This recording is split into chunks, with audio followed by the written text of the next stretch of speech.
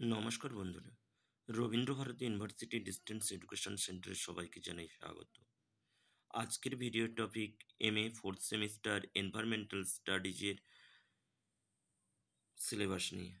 প্রত্যেকেই রিকোয়েস্ট করেছিলে যে সিলেবাসটা কি স্যার, বুঝতেই পারছি না, তার জন্যই আজকের এই ভিডিও। সেম একই রকমভাবে তোমাদের এখানেও 5টা পেপার রয়েছে। তোমাদের মেন পেপার সেটা হচ্ছে CC 4.1, যেখানটায় রিপোর্ট প্লাস ভিসা অর্থাৎ ভাইভা তোমাদের রয়েছে। রিপোর্ট প্লাস ভাইভা, এখানটায় কি থাকে, ডিজার্টেশন পেপারে তোমাদের সার্ভে করতে যেতে হবে বা রিভিউ করতে হবে।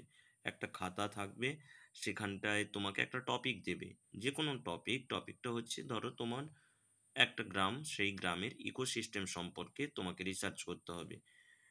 রিসার্চ পেপার করে জমা দিতে হবে, যেখানটায় 40 প্লাস ইন্টারনালে 10, মোট 50 নাম্বার রয়েছে।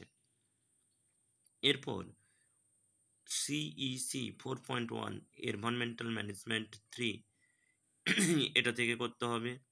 তারপর CEC 4.2 এনভায়রনমেন্ট ম্যানেজমেন্ট 4, এর আগের সেমিস্টারে অর্থাৎ থার্ড সেমিস্টারে তোমরা ম্যানেজমেন্ট 1 এবং 2 পড়েছিলে, এখানটায় 3 এবং 4 এটা তোমাদেরকে পড়তে হবে। এই গেল 3টা পেপার।